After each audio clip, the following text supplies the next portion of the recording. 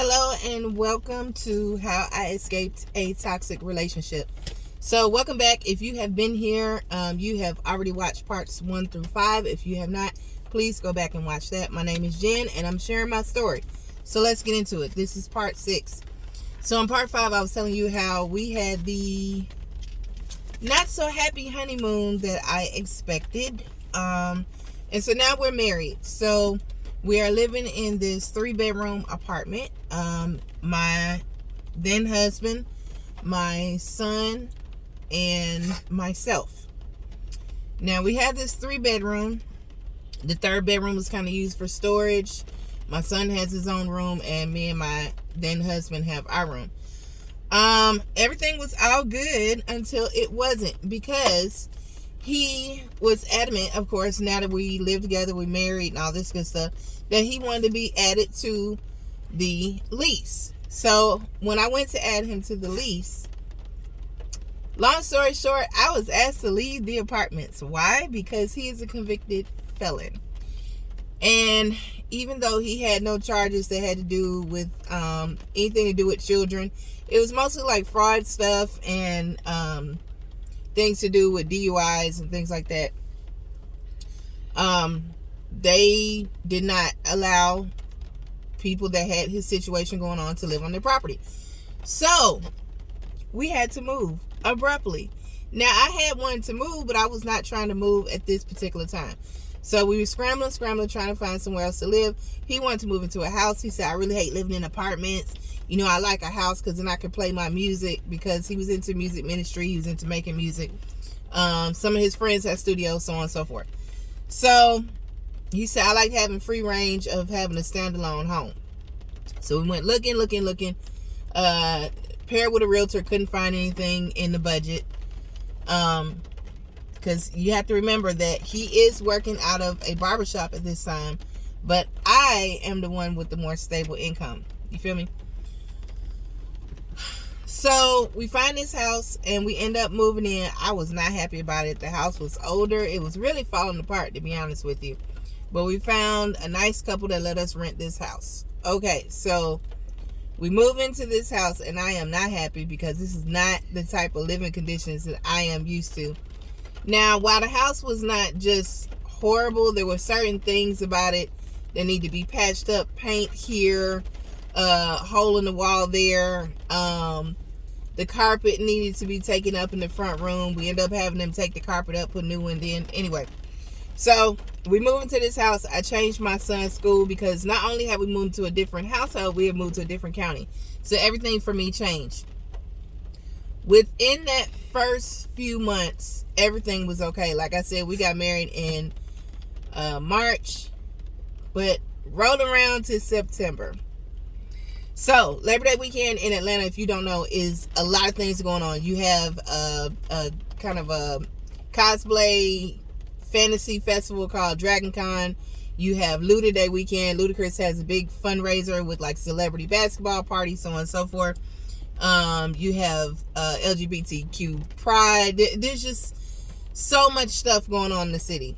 Usually there's a game or something going on.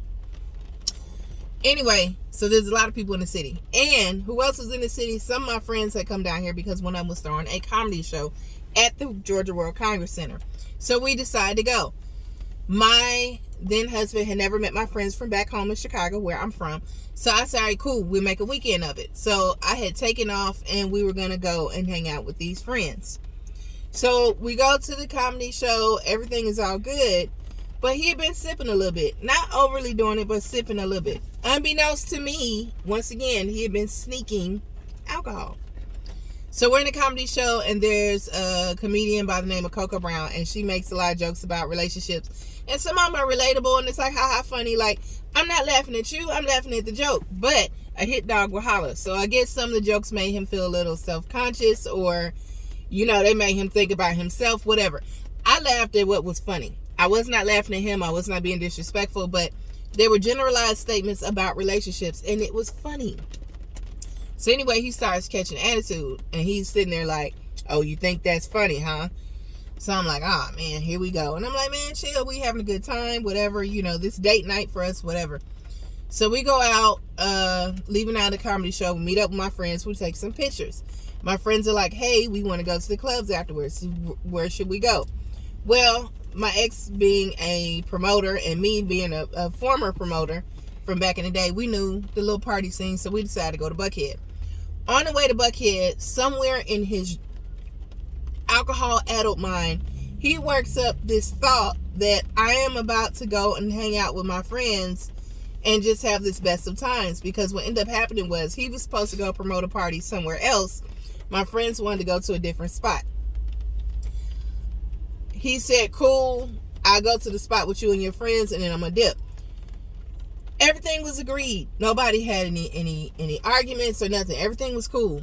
Somewhere between us leaving the Congress Center and us getting to Buckhead, he's worked up in his head that I'm about to go and hook up with one of my male friends. Now, fun fact, the people that came down from Chicago were not just guys. It was guys and girls. The person throwing the comedy show was a gentleman, but we have had nothing but a platonic friendship since I've known him. In like 30 plus years I've known this person, since high school. So anyway, I'm like, man, what are you talking about? So I had on this skirt. I'll never forget. I had on this skirt. And he starts reaching across, pawing at my leg. And he's like, you just remember, you're my wife. And I'm like, of course I'm your wife. What are you talking about? Everybody knows I'm your wife. What are you tripping? So he starts getting more and more upset, y'all. And, you know, a lot of times people say that there's a spirit on somebody. This is the first time I really, truly saw it. There was a spirit of darkness over this person.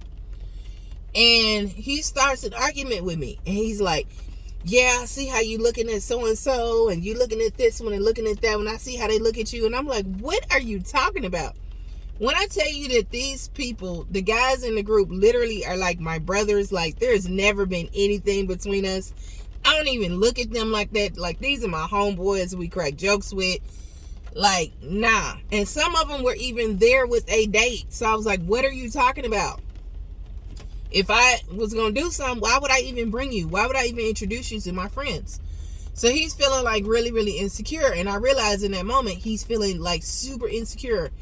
And it's not my fault. So anyway, he keeps on pawing at my leg like this. And at the time, he had not really long nails, but sharp nails. So he scratched me. So when he scratched me, I kind of bat his hand away like that. Y'all,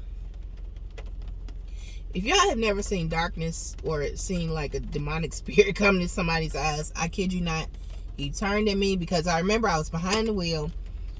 And we were in traffic, but traffic had stopped because there were so many people in the street trying to find somewhere to park in this club district we were at. He turned to me, and I kid you not, I just saw black over his eyes. I saw the darkest eyes I've ever seen. And next thing I knew, 2 hands were around my neck. And they were squeezing. And they were squeezing. And before you know it, y'all, things started to go black. Now, keep in mind, I'm behind the wheel. I had instinctively thrown the car in park. I don't know what convinced me to do that, but I threw the car in park as soon as he grabbed me around the neck. And he is clawing at my neck. If y'all can see here, that's the remnants of one of the scars. I have worked really hard to fade the scars. But that is one of the scars, so I'm not lying. I legit was fighting for my life. So I'm just windmilling. I'm just swinging because, like I said, things started to go dim. I really can't, like, I'm not pulling up no air whatsoever. Because this person is like... So I end up, I guess, some kind of way hitting him across the head or something. I'm windmilling so hard. Baby, we done knocked down the rear view mirror in the top of my car. There's stuff flying all over the car. I'm just swinging, right? I done broke a nail or two. I feel like my hands have been scratched. I feel like you ever get scratched and you feel like that burning feeling? So I knew like I had got scratched or whatever. And apparently one hit must have hit him in the face or something. And he let go his grasp for just a second. And I just screamed out, help! Because my windows are down. You got to think about it. It's Labor Day weekend in Atlanta. It's hot. So there's crowds and crowds of people around. Like I said, everybody's trying to find somewhere to park. People are walking through the streets, whatever. It's really busy traffic. So somebody leans in the car and they're like, hey man, cut it out. And in that moment, it's like he snapped back into reality. He looked at me. He looked around. He bails out the car. I don't even see where he goes. He just bails out the car. And traffic starts moving. So I pull off, not realizing the extent of my injuries. Y'all, my lip was busted. All of this was to the white meat. I had scratches here, all across my face. My hands were bloodied in certain spots. Some of my nails were broken. And I just started driving. I remember that I turned into the closest, I don't know how I even found it, the closest fire station. And I was like, please help me. He's going to find me. He's going to, like, I was so scared that he was going to run up and, like, try to get me again. Do you know that these people in the fire station, when I whipped my car in the fire station, they said, ain't nothing wrong with her. She must be drunk. She looked like she just got into a bar fight. I was crying hysterically. Like, I am hysterical at this point. So I pull out of the fire station. I was just like, and like pulled out the fire station, right? So I'm just driving home because at this point, makeup smear, eyes are blurred. Like, I'm so upset. My heart is racing. I can hear my heart beating out of my chest. My blood pressure is probably sky high. It was just so much adrenaline and fear and just so much. And I also feel, as I'm crying, my face is burning, but I don't know why, right? Because like I said, I did not see the extent of my injuries. Anyway, I end up speeding down Peachtree Street. I never forget that. And I get pulled over by APD. The officer comes around. He has a flashlight. And he's like, hey, you know why I pulled you over? And I said, no. Like, at this point, like, I don't even care about nothing. I'm just, like, completely, like, whatever. And I'm like, no. And he's like, well, you were going 60 in a 45. And I said, all right, my ID and stuff is in the trunk. It's in my purse in the trunk. I said, I was getting ready to go out. Changed my mind. I had put my purse in the trunk. So he walks around with me to the trunk, and he's got his flashlight, you know. I said, I need to get myself out of the trunk. So I go around, and I'm fumbling in the trunk, and I'm looking. My purse has gotten strewn wherever, so I'm getting my ID out my purse, and he's doing the flashlight like this. So he does like this, and he looks at me, and he says, "What the hell happened to you?" And I just lose it all over again. I pretty much have no voice because, like I said, I had been to the point of not breathing. Apparently, I was more bloody than I thought. Like I said, my lip was busted. All of this had been scratched to the white meat. So all of this is bloody. There's a scratch on my nose by my nose ring where my nose ring got pulled. There's scratches all across my face, my forehead, whatever. I look like I've been fighting for my life. And then my hands have, I guess, his and my blood all over it. Because he got me better than I got him, but I got a couple licks in. So I had some little, you know, up under my nails. Because I was fighting for my life. And the officer says, what happened? And I told him. And he said, I need to take you down. I said, no. I said, because I'm married. He'll come back. And I said, I told him something that I had never told anyone. Months prior, when the whole situation had happened in Savannah, my ex had told me, if something ever happens between me and you call the police, I will come back to this house and I will handle it. Don't think that you can ever get away from me. And see, this is the thing. At that moment, I should have told somebody. I should have let somebody know. I should have sought help. I should have put my pride aside, my fear aside, and I should have got help. And I'm speaking to everyone that is going through, or you know somebody that's going through something. If you see something, say something. But not just say something. Have a freaking plan as to how you're going to get out, when you're going to get out. Let somebody know. Don't just go through things alone. So anyway, the officer starts to tell me how the situation really touches him because he is the child of a mother that was in a DV situation. He said that's why I became a police officer. Really nice officer, looked to be like in his 30s at the time, probably about the same age as I was at the time. I think I was 30, I was 35. And he's like, here's my car. He gives me his car. He said, you change your mind, here's my car. Come file a report. I'll vouch for, what has happened here, blah, blah, blah. I promised him that I would. I knew that I wasn't going to file no report. I was trying to figure out how am I going to cover up these marks because I got to go to work tomorrow. How am I going to cover up these marks? So I got to go pick up my kid tomorrow. So anyway, and that's the thing, y'all. Whenever it would be physical, he would never do it around my child. And I think the reason why is because he knew that my child would go back and tell my parents.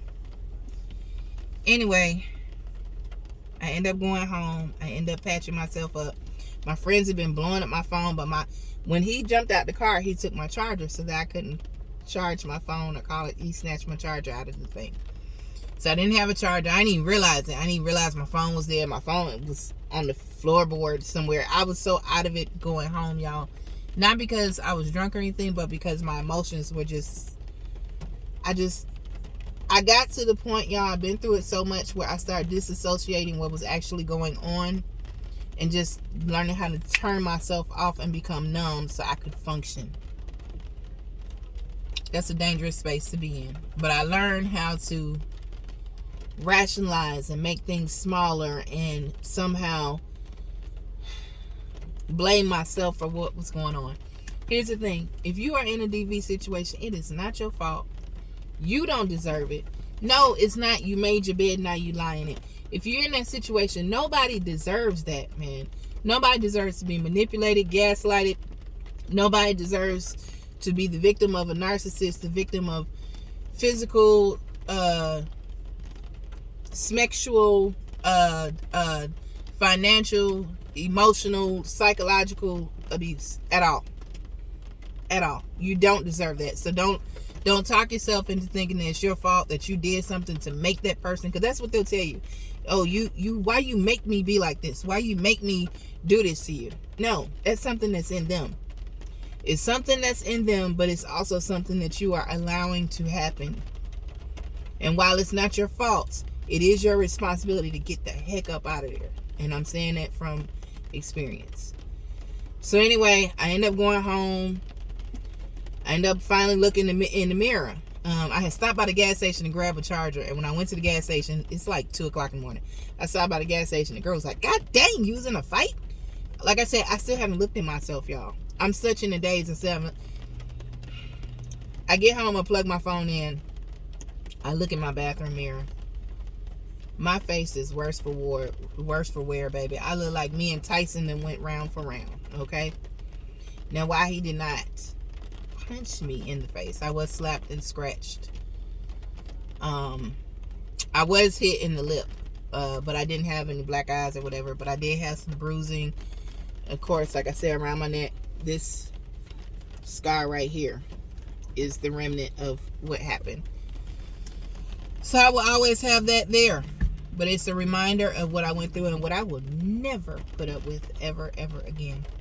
So if you made it to the end of this video, this one was a little bit harder to make. But it is my real, true story. And I want to get it out there so that maybe it will help somebody else to heal. And realize you ain't got to go through this and you are not alone. So like I said, if you made it to the end of this video, thank you from the bottom of my heart. I appreciate you. Thank y'all for supporting this series. It is not the easiest for me to record, but I have been tasked with doing that. It's been on my heart to do that for many years, and I've been ashamed and afraid. And so I'm trying to take the shame out of DV, so that more people will come forward and maybe somebody will avoid the things that I've been through. So, that being said, please subscribe to the channel. Thank you for watching. Peace and blessings.